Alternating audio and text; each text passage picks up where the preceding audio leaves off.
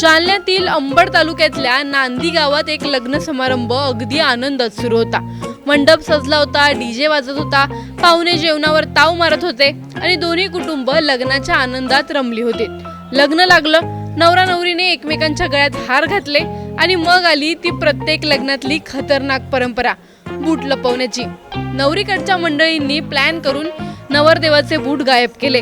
आता मराठी लग्नात हा सीन अगदी नॉर्मल असतो, पहिले पैसे द्या मग बूट घ्या अशी मस्करी सुरू होते। पण इथेच एक मोठा ट्विस्ट आला। नवरदेवाचा भाऊ सोमनाथ गायकवाड याने पण बदला घेत नवरीची चप्पलच लपवली।